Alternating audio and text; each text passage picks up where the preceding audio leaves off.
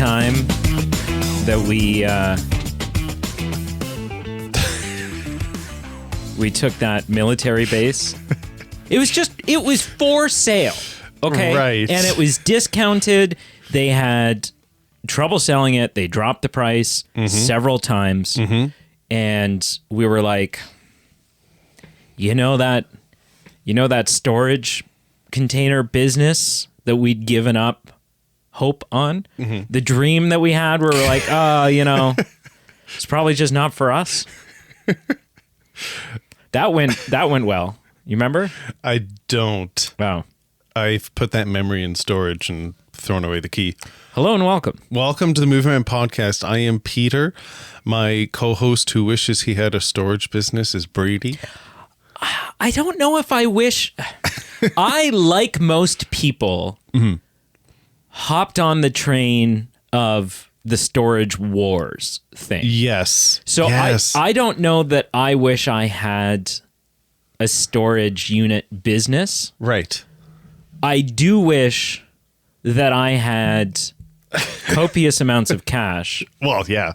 So that I didn't have to have a regular 9 to 5, right? Sure. And that when we weren't here making the show, I'm just going to auctions and buying up storage units without the concern of, like, again, copious amounts of cash. So yes. without the concern of, like, am I turning a profit or not?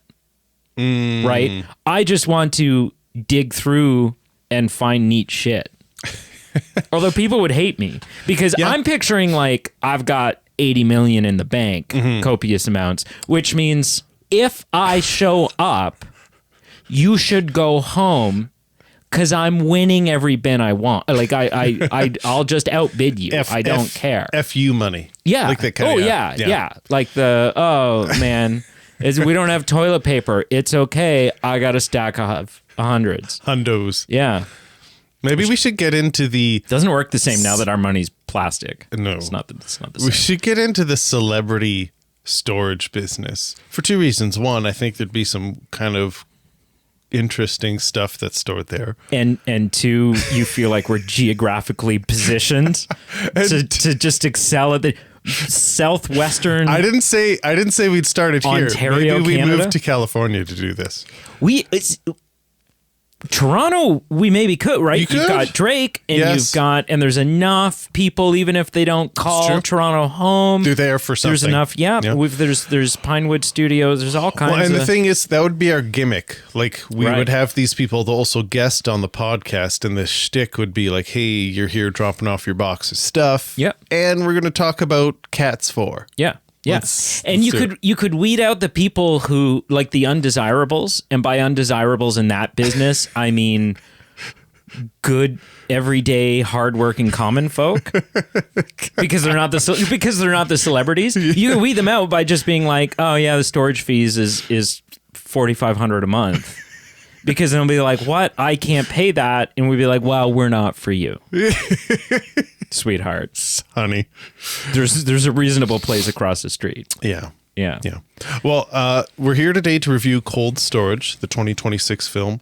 At the time of releasing this episode, coming out into theaters shortly. I'm going to give our plug. Like and subscribe below. If you're watching us on YouTube, subscribe below. Check out our socials below, Facebook, Instagram, and X. And wherever you're listening to us, give us a good like and subscribe as well. Yeah. And I'm going to give not a plug, but the disclaimer. Yes, as Pete said, this film is not out yet. It's not in theaters. It's a couple weeks or a week or a couple days, depending on when we release this. Yep, but it will be out before the film is out. Having said that, we are going to spoil the shit out of this film. And so if you've seen the trailers and you've thought to yourself, that looks really good, I can't wait to see this, if you're watching on YouTube, put this in the watch later list. If you're a podcast listener of ours, then download the episode. And once you go see this film, then listen to it then.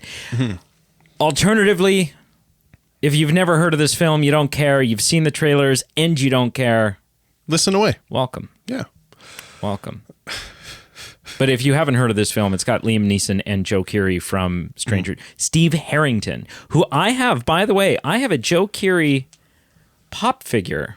Do you really? On the right Which there. one is he? The Third from the right? third from the right. With the shades? Do you want to grab it? It feels like Yeah. It feels like I should show it. Yes. I have a Steve Harrington vinyl pop figure. Funko Pop. Funko vinyl pop vinyl Funko. What is it? Pop? I know, yeah, I feel like vinyl's in there somewhere, but I don't know why or how. So this is it's season 2. It's season 2, Steve. Which cobwebs on you, Steve. Which we are going to be covering Stranger Things in general at some point. Specifically season 5. Yes, but the series at whole. We'll do a big, But you mentioned season 2. I feel like that's really where Steve took off. But he's got the jacket on him. He's got the baseball bat with the spikes driven through it, which actually I'm pretty sure that the baseball bat with the spikes is from its genesis is season 1. Yes. But then they sort of dust off the bat for season 2. And he's got the yellow rubber dishes gloves and not the aviators, the Ray-Bans, the Wayfarers. Yeah. So yeah, that's my Steve Harrington pop figure. It's the only pop figure that I have. I've got a lot of pop figures. Mm-hmm. It's the only pop figure I have from Stranger Things. Okay. And the only pop figure I have of an actor in this film. Yeah, that checks out. Interesting that you bypassed like one of his major feats of just being a musician and upthroning Taylor Swift on the charts from end of beginning. But Steve Harrington. I know. You know, Steve. The hair? Hair? Yeah. Look at that hair. Even on the friggin' toy. It's like... It's a lush... head of hair. Yeah, which is my main complaint about Joe Keery in this film is that he doesn't have he's got like sort of like liked it though. I liked it. He's got like a grown out bleached look, which is fine. I liked it. But it's not the same. But actually, there was something about it that I liked in this. Yeah. So initial impressions for Cold Storage. Mm-hmm. Two really brief pieces of maintenance. No, not maintenance of business. Pieces of business. Okay. Before we do the initial impressions? No, sort of tied into the beginning of mine. One is I went into this film without showing my hand as to whether or not I like it or dislike it. Of course. I went into it really wanting to like it. Right? Having seen the trailer and seeing who's in it and having a rough idea of the premise going in, I went in going, this looks great. God, I hope it is. Right. The other thing is, it's important, I think, every so often you come across a film. We've talked about it on this show in the past. Mm-hmm. You come across a film where it is important when reviewing it or when forming your opinion of the film to not necessarily review it or watch it in a vacuum, but to ask yourself going into it, what, you know, so sure, here's the film, this is the film I'm watching, great. What did they set out to do? Like, so in some, like, in a way, yeah. What is this meant to be? What were they trying to do? Were they trying to show like a biopic on Michael Jackson, or were they trying to do an adventure? You know, like no, what? I mean, it's more so like, you know, if you set out, if you sit down and you watch a horror film, and you don't find the horror film scary at all, in fact, you find it funny. You have to ask yourself when doing that review. Yeah. Was there a goal? Were they trying to make me laugh? If they were, great. Yeah. If not, also Yeah. not so much. Yeah. But okay, so all that aside, I think this is one of those films. I think this is a film where you have to look at it and go, is this a massive Hollywood blockbuster, high-end, crazy film of the year type of movie? No. No. Was it meant to be? Were they trying to make it that? Right. Also, I'm pretty confident in my opinion that the answer to that is no. That this is meant to be kind of over the top, kind of cheesy at times. Yeah. And so yeah. Anyways, my initial impression. I had a lot of fun with this film once I realized what it was.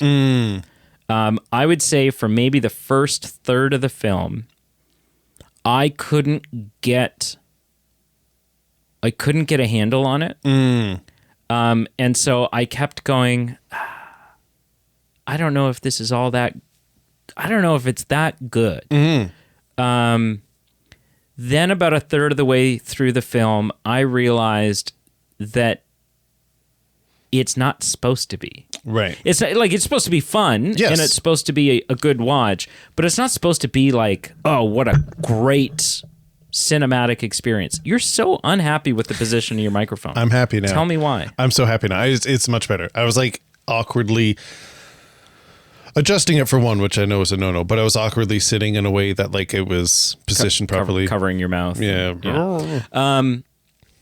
What I realized about partway through the film is that I would put this in the category of like Sharknado. Oh, okay. But Like, okay. in that sort of like, we have a ridiculous premise, ridiculous things are going to happen. We're going to go for shock sometimes. We're going to go for, we're not necessarily worried about a really rich and deep plot. It's sort of some hijinks is kind of what we're after. Yep. And the hijinks that were afforded in exploring just a wild premise. Having said that, if this is in the category of like a Sharknado or a Cocaine Bear, or maybe Cocaine Bear is a better. I think right? that I haven't seen Cocaine Bear. Cocaine Bear. No, I haven't seen Cocaine Bear, but from what I've seen in trailers, I think that might be better because Sharknado, in my mind, is just a bit out there. Well, so what I was going to say is if it is in the category of Sharknado, which I don't think it's a huge. I mean, we've got half decayed rats eating each other. In what's ultimately a unsettling but also fairly comical scene because of the dialogue that we're getting in it. Yes. Yep. So if this is in that Cocaine Bear or that Sharknado or that whatever you see a trailer tomorrow and they're like, oh yeah, there's all the squirrels have a disease and the squirrels start attacking people, right? That type of film. I think this is in the top echelon. Yes. I think this is Sharknado adjacent, done way better, and obviously with a much better cast and a much better, just they took it seriously. Sure. They took a serious premise and approached it in a non-serious way, but they took that non-serious approach very seriously. Right. If that kind of, Mm-hmm. ultimately, I like the movie. Cool. What's sort of your initial thoughts? My initial impression would be also that I liked the movie. I think I was watching it, and maybe in the initial sequence, I had some concern about being emotionally that invested. Right. And it kind of was that there was then that sequence with the Beach Boys soundtrack kicking in, and like from there on, it kind of I was reassured. Yeah. Because there was some segments early on and then leading into it where I'm like, I'm not that interested in these people that are on screen. and then it took a 180. And I think the thing that I found surprising about this movie was not that it was enjoyable, not that it was fun, like you said, of the things that this movie is trying to do. Being a fun, you watch it, you have some popcorn. I think that's what their goal was. Yeah. And I was expecting that, and it was that, but I was surprised with how much the characters in this I found interesting, I found captivating. Yeah. And I think just generally, I enjoyed this, but the characters I really enjoyed.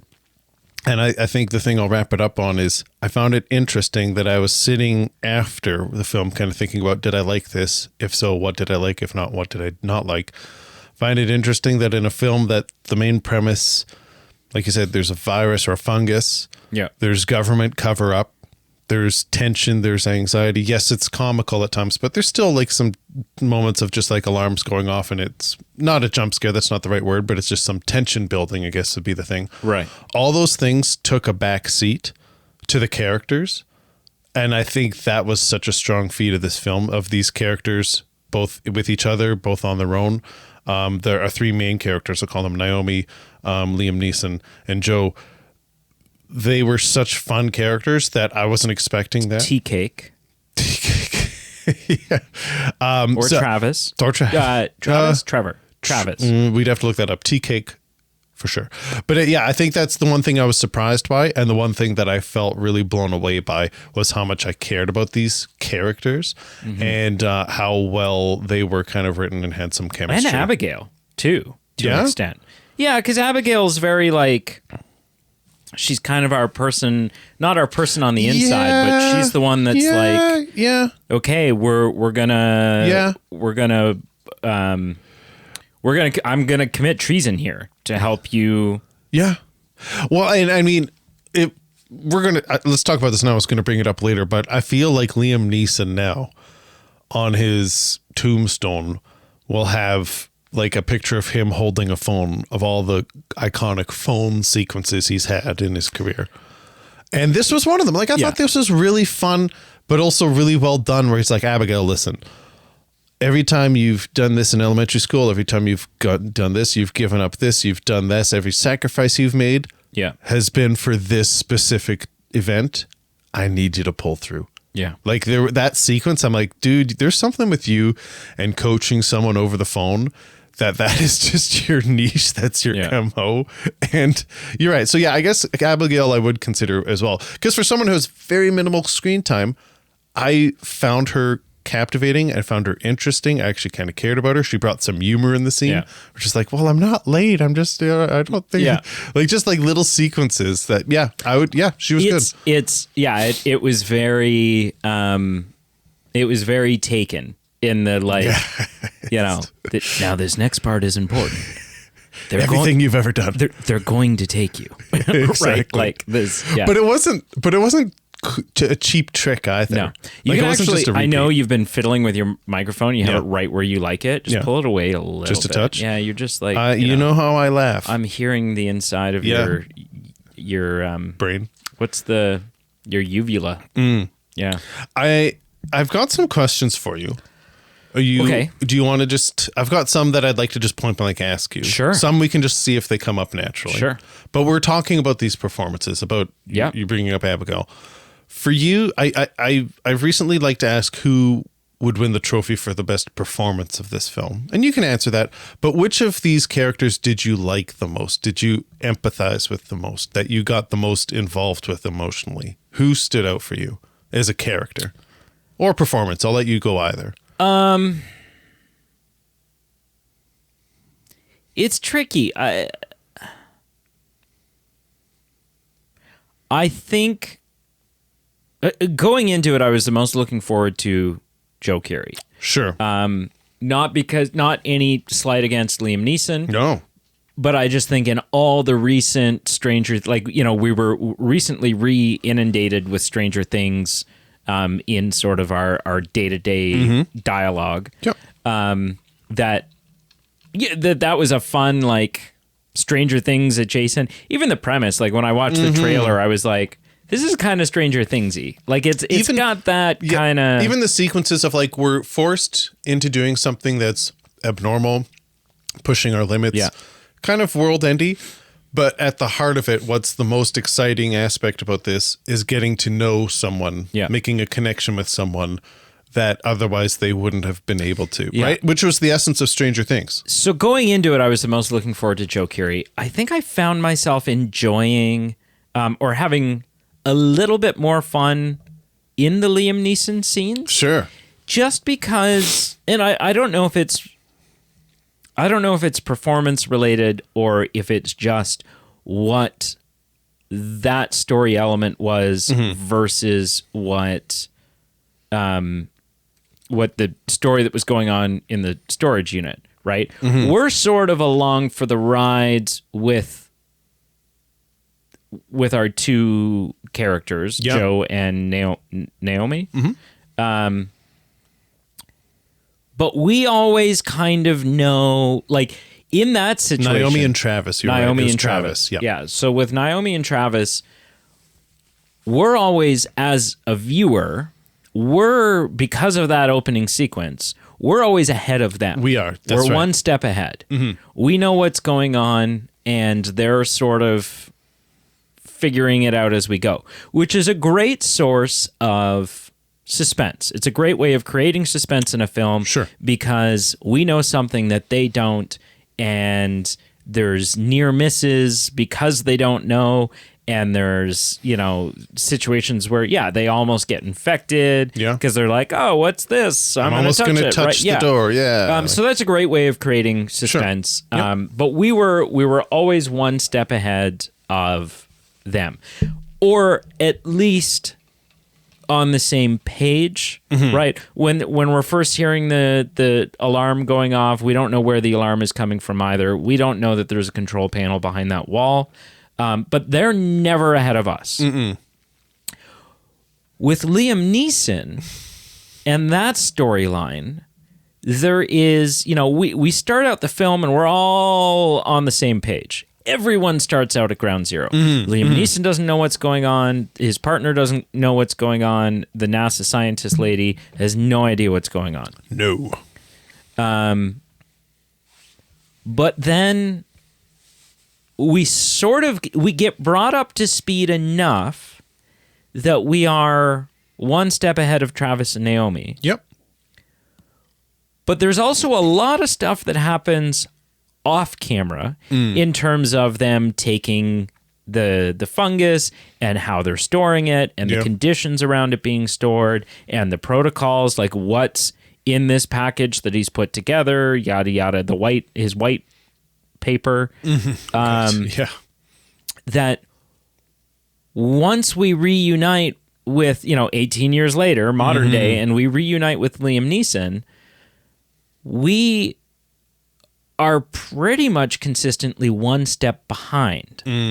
We don't know what he knows. Right. And it's not being revealed to us all at once. No. We're sort of, when we do get a little nugget of being brought up to speed, it's a little nugget. And I think I had more fun with that. Oh, okay. Yeah. Or at the very least, it was a nice reprieve jumping back and forth to me being the smartest one in the room versus I don't know what's going on. That's a really fresh blend. That's true. But it was a great... It wasn't like I don't know what's going on in a sense of like I'm confused and I can't follow this. It was laying this breadcrumb trail of almost a great mystery of me going like... I don't know what he knows, but the only thing I do know is when he shows up, shit's gonna go down because it's a big friggin' deal. That's a really good point because you do a lot of bouncing back and forth between having tension from being the expert in the room, to then being bounced back to those characters being, I don't know what's going on. And it was done well. It didn't slow down the viewing experience for me. Yeah. But it keeps you on your toes. That's a good point. My favorite line in the film belongs to him. And it's not even necessarily, it's not even a funny line. Which line? I mean, you could find it humorous. Yeah. It's delivered as a very serious line. Which one? It's during the phone call with Abigail, the initial phone call. Okay. Right? Yeah. And she's like, "Are you sir, are you saying that you would consider this? Because what's happened is it's taken them a while. They've sort of fumbled and dropped the ball in terms of figuring out who they're supposed to call. Mm-hmm. Now, her superior, the general or the colonel or whatever he is, he knows damn well he's just a friggin' dingus. He's just sitting on it. He's just a dingus, right? I don't know. And so it's taken her a while to figure out who to call. And so it's been several hours since this beacon thing. Yep. I think at first they're first aware of it at like 3:17 or something. And they don't get to him for quite some time. Right. It's middle of the night when they get to him. Yeah. Right. And so, and she says, sir, are you saying that at this point in time you would consider this a large or a significant threat? And he says, what I'm saying is I would have considered this an exceptional threat at 3:17, right? And I don't know why I love that line so much. I'm butchering it. I'm paraphrasing it, and I'm not giving it in that Liam Neeson sort of serious tone. Yeah. But I just loved that line because it not only does it paint a great dynamic for the film, which is, okay, dumb kids that don't know what they're just ignorant, not dumb, but ignorant in that they don't know what they're dealing with. No. Military that at least one guy over there does kind of sort of maybe know a little bit what's going on. But isn't taking it seriously. No. And then over here in the third camp, which is going to be Liam Neeson's storyline, he knows exactly what's going on. And we've got like 2 minutes to figure this shit out before the world is screwed. Right. Yeah. So I thought that was a lot of fun. To me, the funniest line was when they were driving away from the explosion, and Liam Neeson's coworker goes, "Oh shit, my son's car, my car, my kid's car." I don't know that you can call that an explosion. Whatever. I know you have more questions. Yeah. But let's talk about this real quick, just because you've brought it up. Yeah. That was a gate to hell opening up, is what that is. That moment. I was laughing out loud. What do you mean a gate to hell? Because it just when you get the aerial shot of the crater that's left over, it's all red and fiery down there, right? Durin's Bane, the Balrog, is like climbing out, and this hole, at least from what we can see, is several kilometers deep. Yeah. It's deep as shit. It is. And we went from, it's so funny because I remember thinking when we first see the explosion happening, through the various like CCTV camera, right? And it's shooting down the halls and stuff. And I thought, I hope this explosion's going to be enough, because I'm sure it'll take care of everything inside. However, we've had the guy, it's all over the parking lot as well. Everywhere. Right? And I'm like, I don't know if this is going to be enough, or if I'll be convinced that was enough. That it's contained. The next thing we know, it's a sequence from the film 2012 as they're speeding away for the next 5 minutes, and the road is just collapsing behind them. I was looking for John Cusack. I'm like, where is he? As the earth gobbles itself up, and I was laughing out loud because I was like, this is the level of absurdity. Like, I'm glad that's what happened. Right. Because the whole film is that. The whole film it's that tone.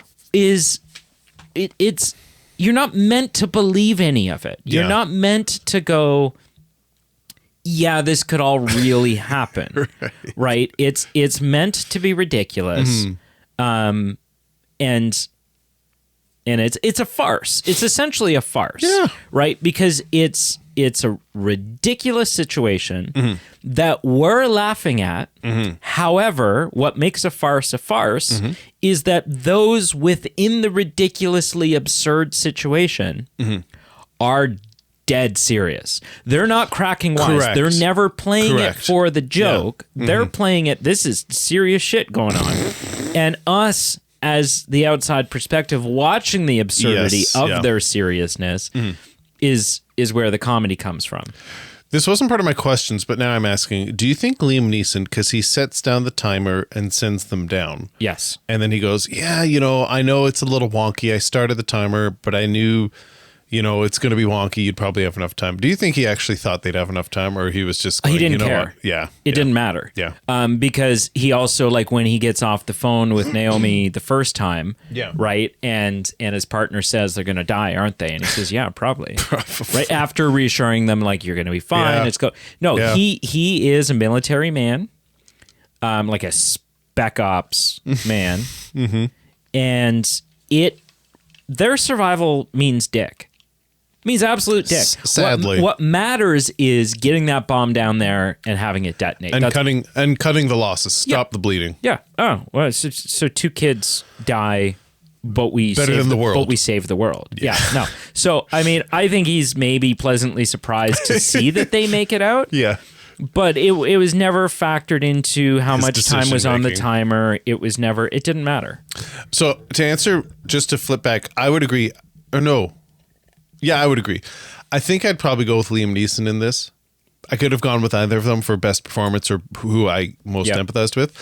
And I think part of it was writing, but part of it was just the performance of, you know, having him in the most key opportune moment seizing up with back pain. Yeah. Or like just even his sequences at his home. Like it was a fun role in a not fun role. Like you're saying, he's playing it serious. He's having a stomach ulcer from all the stress he's going through on that flight. Yeah. But just as a piece of character, as a piece of film, it was a fun experience to watch him. And I thought it was a fun, alive character. Can I point out a moment of ridiculousness, though? Like something that just doesn't fully track? Which part? Travis is shot in the arm. Oh, now, yeah. I think based on the way that scene goes, I think it's a ricochet. I think it bounces off off like a pipe or something. I guess. And nails him in the arm. Yeah. So there's only really 2 injuries sustained in this film to our main characters. A back spasm? A back spasm and a bullet in the arm. Yeah. Of those 2, one ends up in the hospital and the other is sitting in a park just like going, living their best life. Sitting there pondering, oh shit, am I a dad now? Right, like, did I just adopt a kid? While I tell you about why I'm named Tea Cake. Tea Cake. But yeah, there was a moment where I'm like, yeah, he's in the hospital. Because at first too, like, and it's meant to be played really ridiculously. The fact that Liam Neeson has to spend the entire climax of this film laying on his back because his back hurts, right? And it's like, I mean, I've had back pain. I've had a back spasm. Preach. So have I. And maybe this is just I haven't had one bad enough, but I'm like, in this situation, as the fungus is crawling towards you, like it paralyzed him. I don't know, man. Roll. Do something. Rolling 100% sure, but there was one time like I went to put on my shoe. It's never the actual like, oh, I lifted this cabinet that gets it. It's like you do something and then a day or 2 later it happens. But this was the day or 2 later and I put on my shoe and I gave out the most blood curdling scream. Like this was 3 years ago and my daughter still remembers it. She's like, Daddy, remember that time? You hurt yourself? Yeah. Doing up your Velcro? Like my wife had to undress me. Wow. And so like I was... So 2 questions. No, let me just say, I was like literally getting ready to leave for work and like that was it. That was done. I was like, she had to undress me and put me, like, it wasn't like Titanic undress me or anything. Like it was like, put like sweatpants and like a shirt on me and like literally tip me over into the bed in a way that I don't have to bend my back. And I was there for like 2 days. So 2 questions. Sure. 1, do you think you need one of those like 4-foot shoehorns?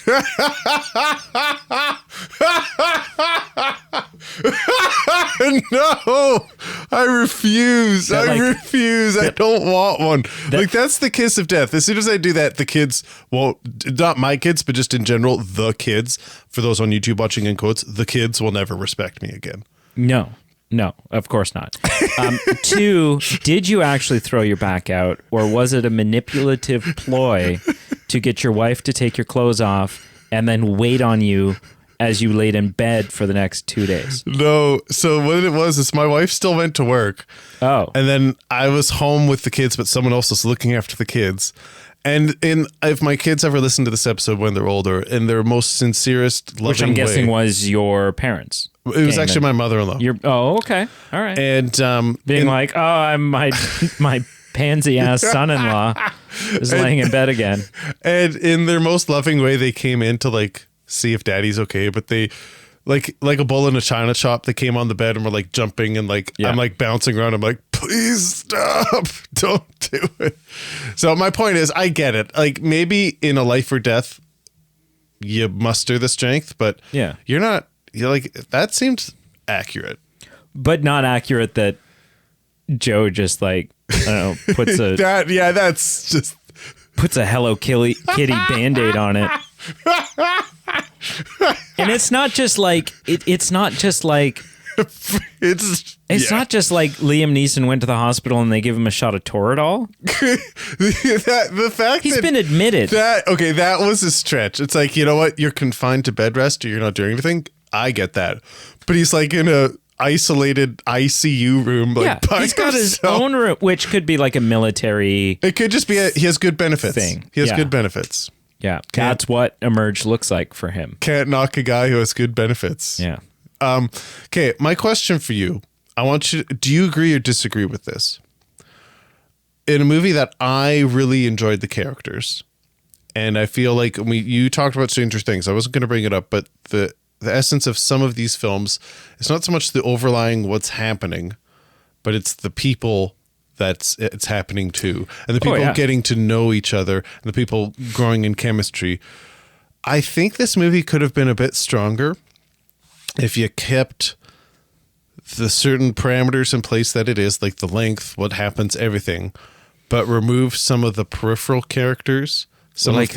Well, maybe characters is the wrong term because they are truly just extras, I'd say. But the people coming for like the scalped TVs, or even a bit less time to the lady who's about to off herself, or the ex-boyfriend showing up. Even the sequence of the ex-boyfriend showing up and how much screen time he took, I feel like the movie would have been a bit better if they had dedicated that time to let's get a bit more layers to Tea-Cake and Naomi to like ask some more probing questions, because they don't hold back. He's like, did you ever think of not having the baby? You know, like they're not just talking about the weather. Give us some more layered discussions of like, let's get to know each other. Let's have them get to know each other. Even the Liam Neeson aspect, I would have loved an extra scene or two with him. Maybe he's still like, I know that's his job. He's a spec ops agent. He has to make life or death decisions all the time.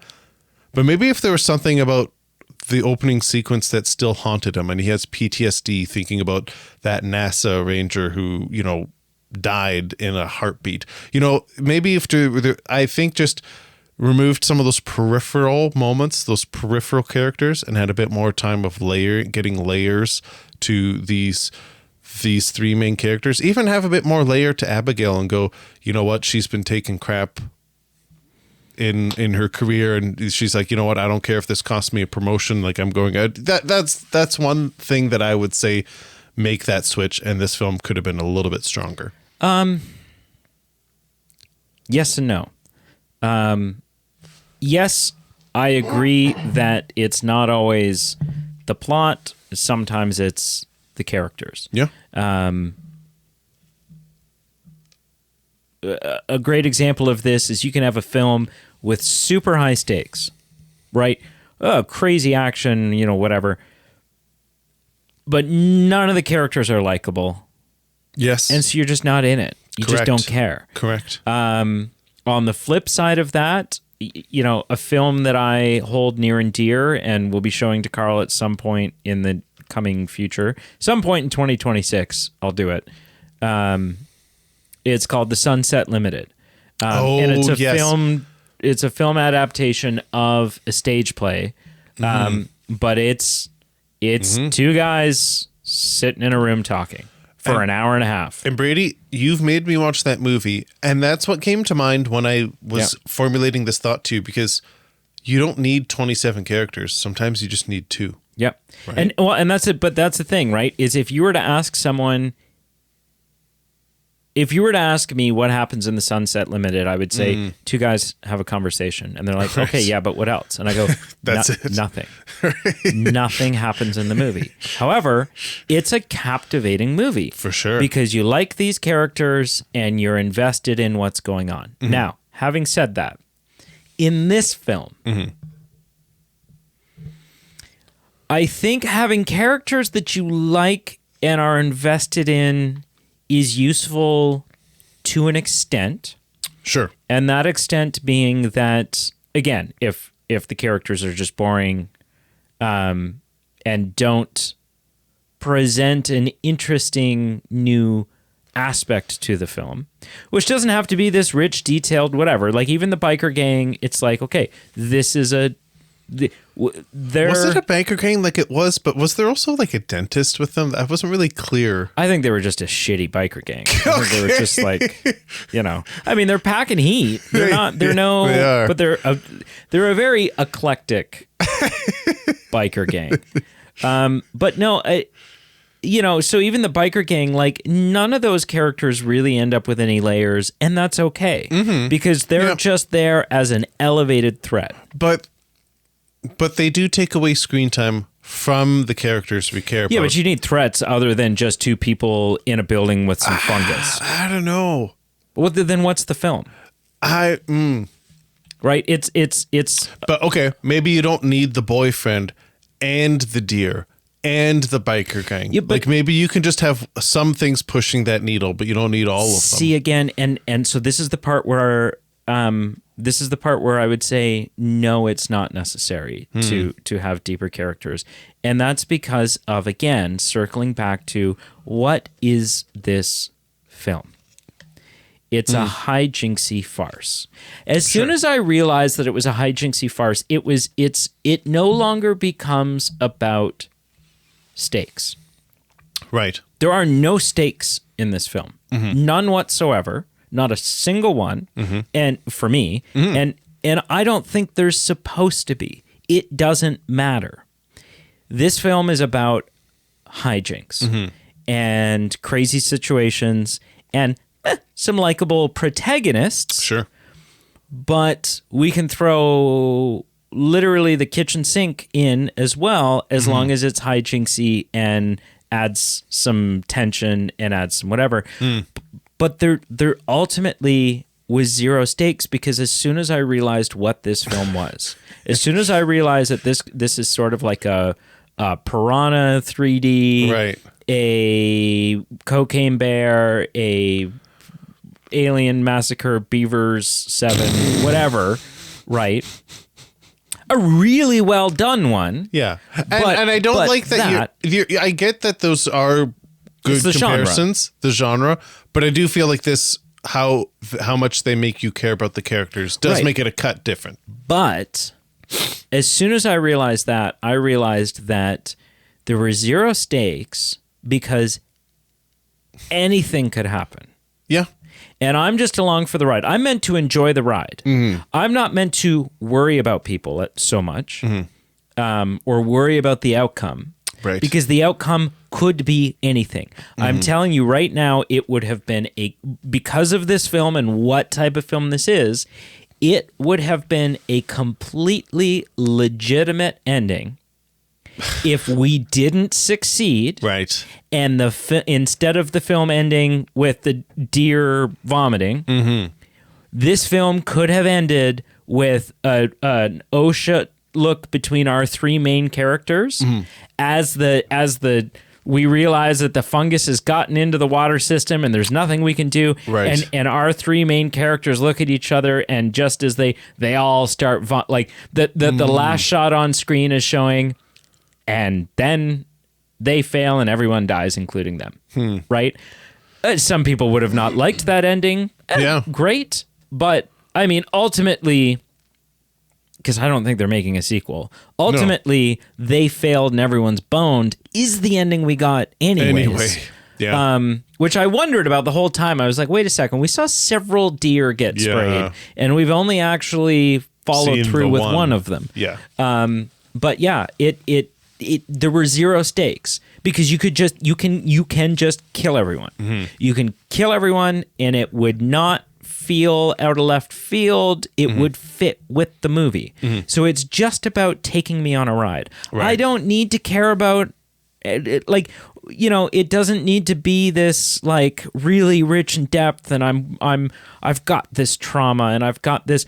Honestly, I didn't mind the you know, Joe Keery Travis is there. Yeah. And it's a parole condition. Yeah. Blah blah blah.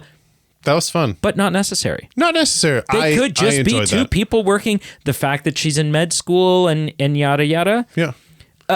It gives us some character depth, but in this film, it's helpful to. It's a plot point that she's sciency. Yes. Right? That helps progress the story. The fact that she's in med school doesn't whatsoever. The fact that he's on probation, that he's done jail time, doesn't progress the story whatsoever. But it adds interest to us. It adds character. Which adds investment in the viewer. It can. It did for me. It doesn't can, have, but not, I mean, not for all. I get that. Where's the payoff? Where's the payoff in the fact that he spent prison time?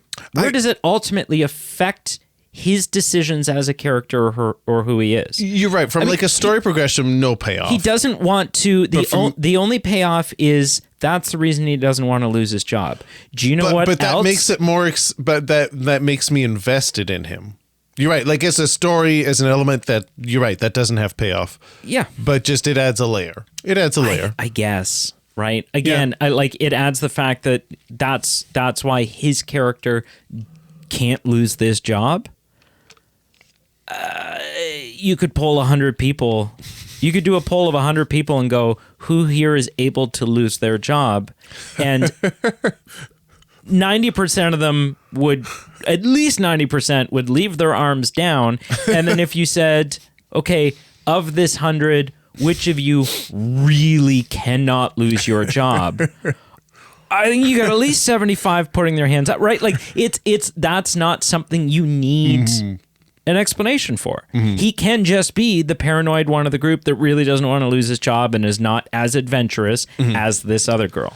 I don't think you're wrong. I just think I would be far less invested in this film if that weren't the case. If they hadn't delved me into those characters as much. Yeah. It gave me some that's investment. Interesting. I mean, ultimately, I think what I'm realizing is that, I enjoyed the hijinks and I enjoyed the ride I was being taken on.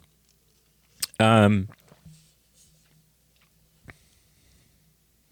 don't know that I could say that I was actually invested in any of the characters. Oh, really? I was. But I don't consider that a short because again, that's not a flaw for you. My take on it was, I don't think that was crucial. Oh, interesting. In this story, I did, and that's just. I think we were just different in that way. That's interesting. Yeah. Do you know what I mean, though? Yeah. No, I totally get what you're saying. Like the same with, you're watching a horror film. Yes. And it's a bunch of dumb teenagers in the woods, and they're getting picked off sitting One by around the one. campfire because they've just skinny dipped and they've right? And these But characters, you don't care about and those you've people. got there's the stoner and there's the blonde bimbo But and I there's think that's the whatever. maybe the difference of what they're trying to do. Because in that, you're not supposed to care about those people. You need some bimbos to be picked off. In this, for me, maybe they weren't going for this, but they wanted you to have people that you're invested in and that you're rooting for. Yeah, I mean, maybe. And if so, if the goal was for them to have deep, rich characters that I was concerned about because I was invested in who they were, then I think they failed. Okay. If their goal was, we want you to care about these characters because they're the protagonists, they're the heroes, because they are our only hope to stopping this, then I think they succeed. Okay. Then I'm going, I don't want them to die or get infected because then we're screwed. Right. But if it's like, yeah, I care about this guy because he got busted for, as all I know is a nonviolent crime. I don't even know what. Yeah. Right. And I don't know if he has any family. I don't know where he worked before. I don't know how long he's worked here. I don't know what kind of car he drives. I don't know if his, Well, we did see him driving. I don't know if his, because he's listening to his self-help tapes. Yeah, okay. I don't know if his grandmother's still alive. I don't know any of these things. And I don't care. Right? Because none of who these two people are.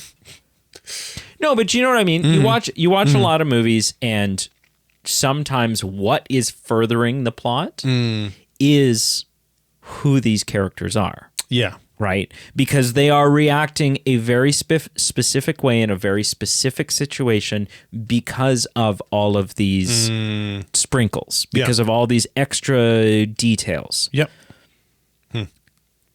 Again, you could have had you with the exact same outcome of story. Sure. You could have had two employees. One's adventurous, the other's kind of scared of losing their job. Yeah. And that's it. And that's it. Nothing about the hijinks that ensues changes. Nothing. I think we'll just have to disagree. Because I think that would have been a very different film for me. Interesting. Okay. Yeah. My last, it's not really. I don't want to, we'll let it go, but that's wild to me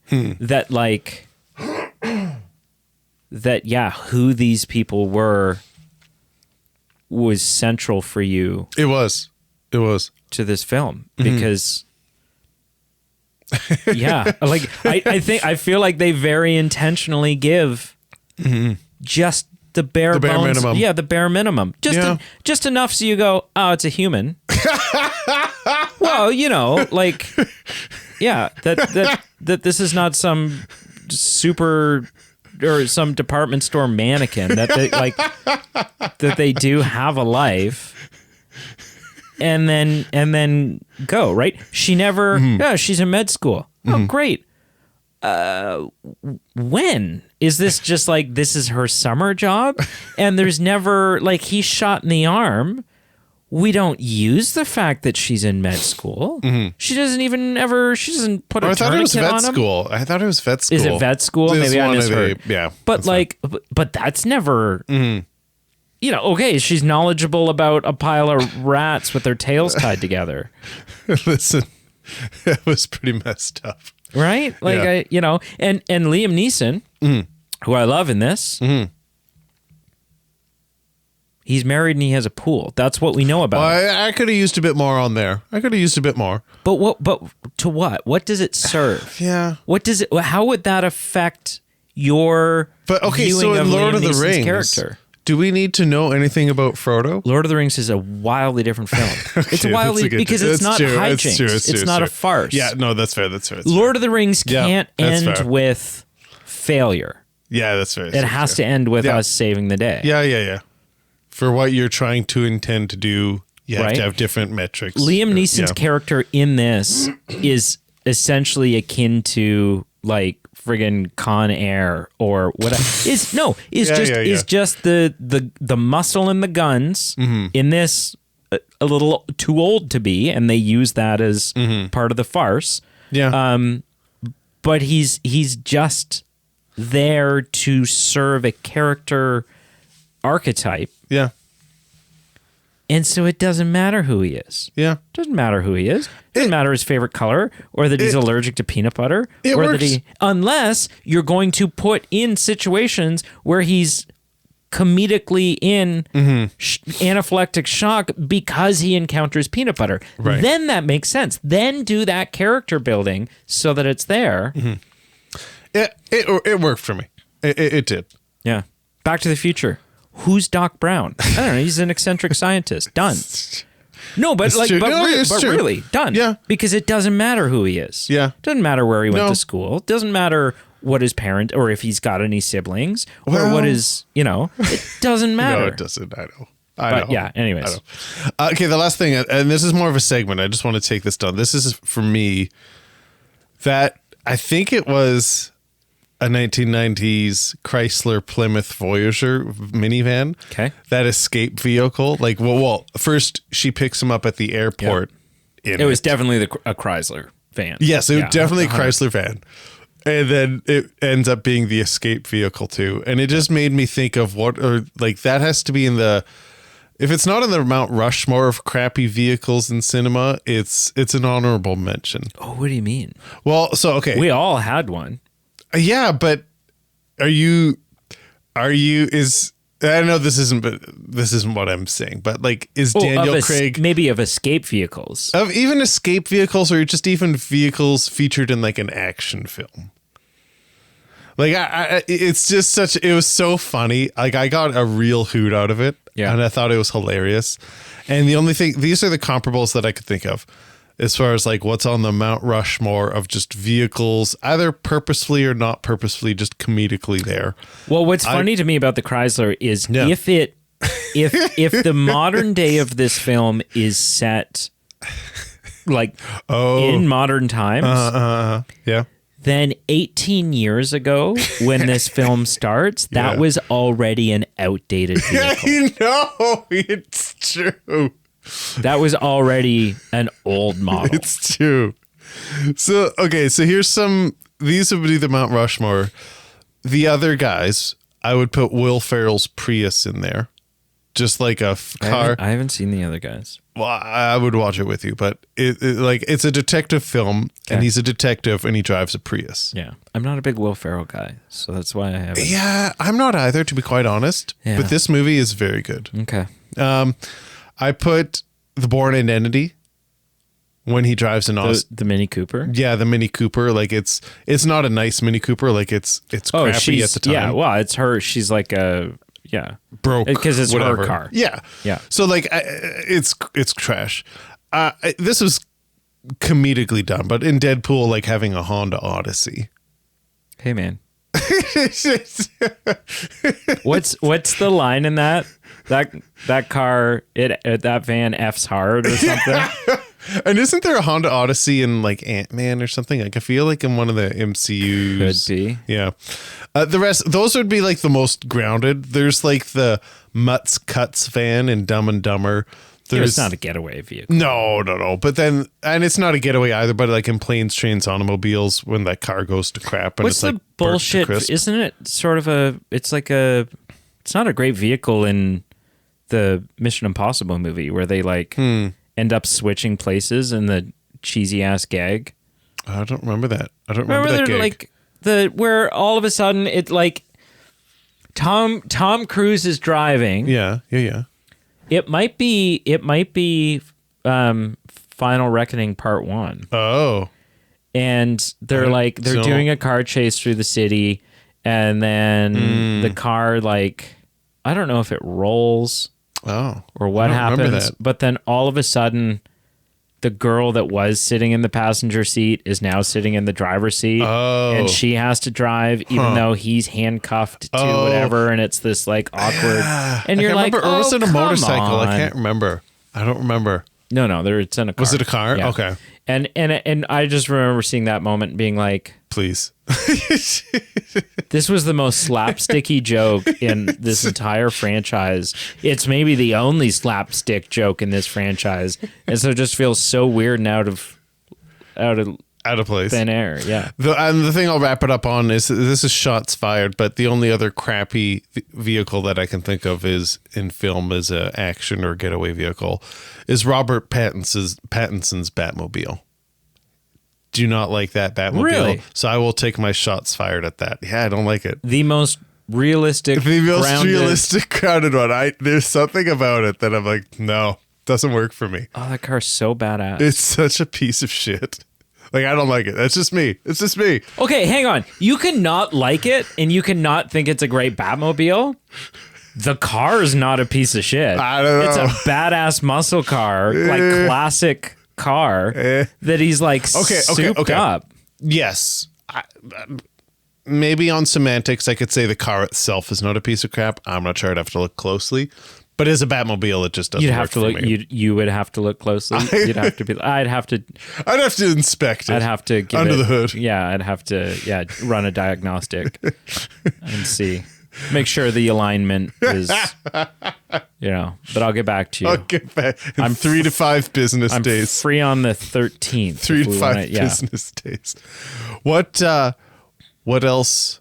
Where else do you want to go with this? I think it's of noting that as interesting as the beginning of, like, as interesting as that 18 years ago flashback scene is, Yep. I do think that scene, I think the opening of this film has a pacing issue. Yeah, I could see that. It's just kind of, it's weird. It's like, there's interesting things being thrown at me. There's a mystery unfolding. There's people who are like splayed open and dried out and all this stuff.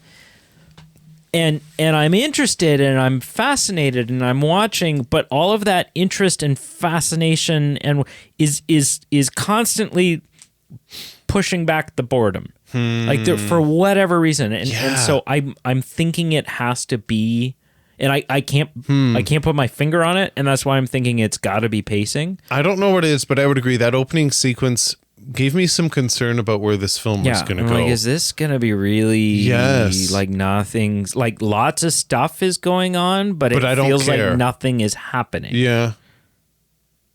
Yeah, that's Like, an interesting point. And then even honestly, that sort of, and then we're immediately sucked out of that with the Beach Boys. Yeah. And then we kind of sort of almost dip our toes back into it at the start of Travis's night shift. And again, there's just kind of like, just the dialogue feels slow. Like it's just kind of, we're talking and nothing's happening, and not in the way that it does in the Sunset Limited, because in that is the characters and we care about the character, and these are fascinating people. And this I'm like, no, these are just, they're not meant to be fascinating. This is protagonist 1 and protagonist 2, and there, we'll give them enough backstory to sort of differentiate them.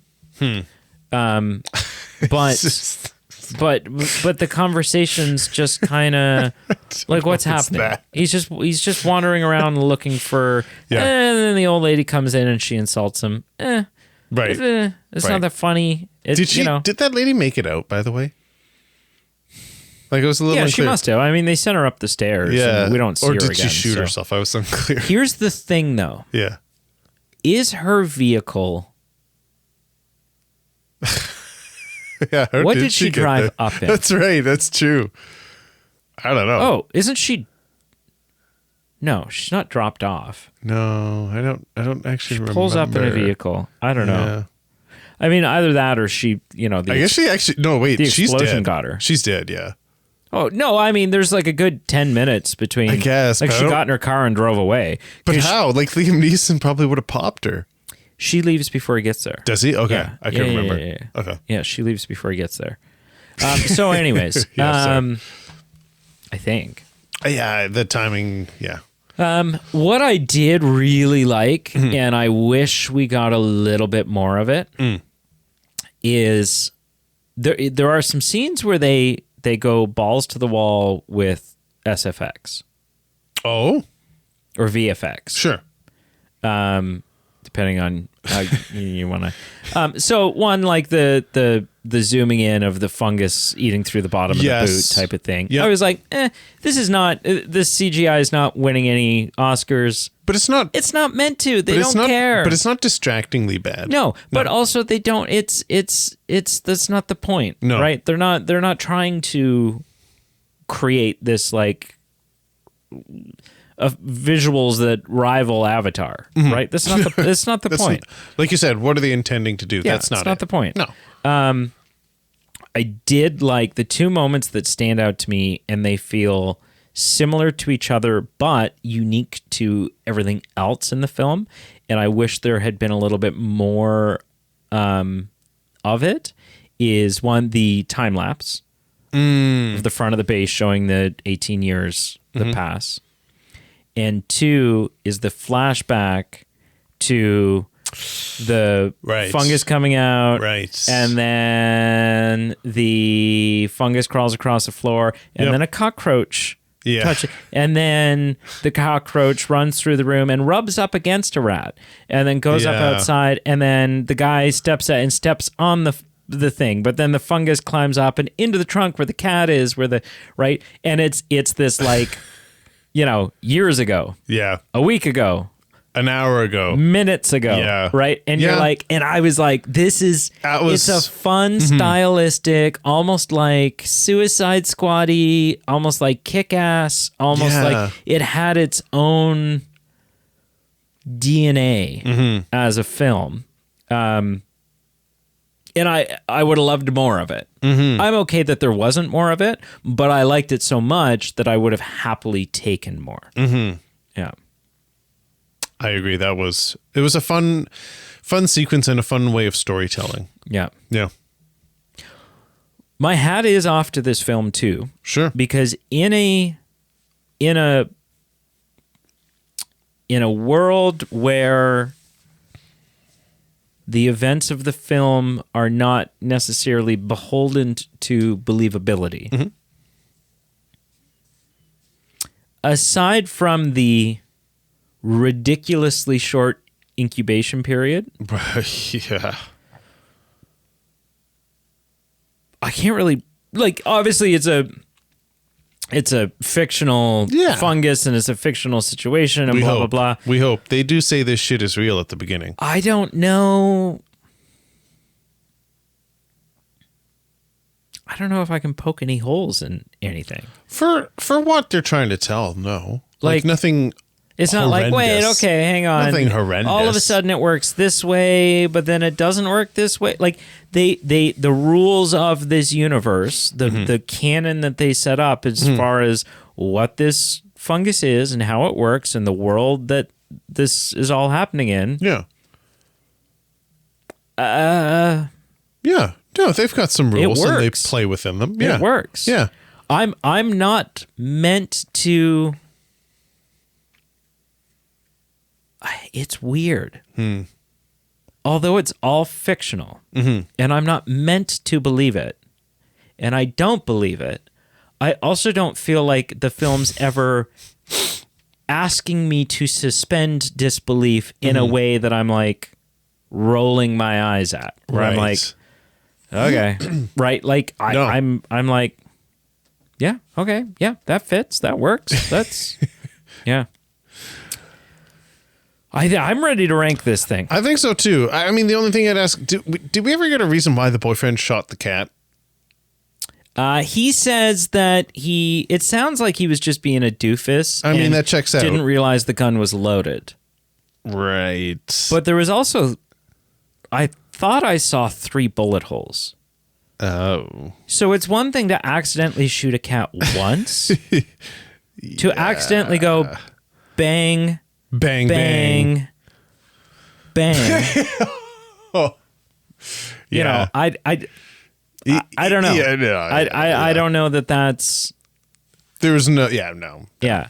So I think he's just a piece of crap, and was so desperate to talk to his ex that he thought that was a way to. I don't know. Yeah. But whatever. Yeah. You know, it doesn't matter. No.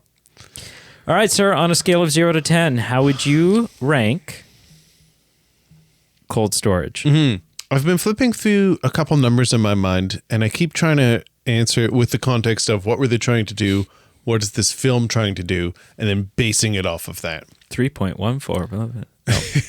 No. I gave it a 6 out of 10. Okay. I was jumping between a 6 and a 7, and I may be a 7. I could maybe be convinced, but I'm more comfortable giving it a 6. Loved the characters. I loved the tension that this did, and yeah, it was a fun view, and I think that's what most people will come into it. But like I said, the characters and how they added to that viewing of it for me worked, and so I'd give it a 6 out of 10. Interesting. What would you give it out of 10? So again, I mean, if you are throwing this up on a wall compared to every other film that's ever come out, sure, it's like a 4. Sure. Right? Like Yeah. in the arena where you've got The Godfather, and Schindler's List, friggin' Schindler's List and Hacksaw Ridge and The Wizard of Oz and whatever. Yeah. Then it's like a 4. And 4 could be generous. Yep. If you're looking at this film as what did they set out to make? What is the genre? And the films that are most comparable to this type of film. How does it hold up against them? I'd give this an 8.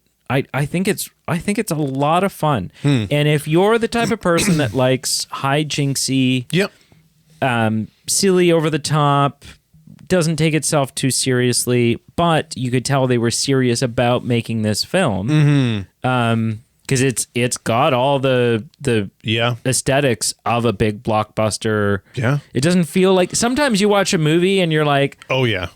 Was it Sony Handycam? Like, what the hell? Right? Or just like they clearly haven't color graded it, or they didn't have lighting. It's lit well. It is. It's edited well. Yep. It feels expensive. It does. Then if you're one of those people, I would recommend going and seeing this in the theater when it comes out. Yeah. Get a nice big 100%. Bowl of popcorn. Have some fun with it. Yeah. The more you're talking, I could be convinced to a 7. Yeah. Yeah. For what it is. Yeah. For what it is. All right, sir. Wrap it up. Well, thank you for watching us on YouTube. Like I said, click subscribe below. Check us out on Facebook, Instagram, Twitter. Check out our Patreon page, our merchandise page. Links are below. It's a way for you to support the show and for us to give you some perks back. Running a podcast is not free. Or cheap. Well, and just we appreciate for all our Patreon supporters. We appreciate your help and helping us grow and expand the show. And until next time, if you see, a deer walking in your place of work and it's got a weird kind of hobble to it, walk away before it explodes. Certainly don't kiss it. No. But I mean... But who are we to say, really? I wouldn't recommend kissing any deer. Sort of a weird... I'm not really a PSA guy.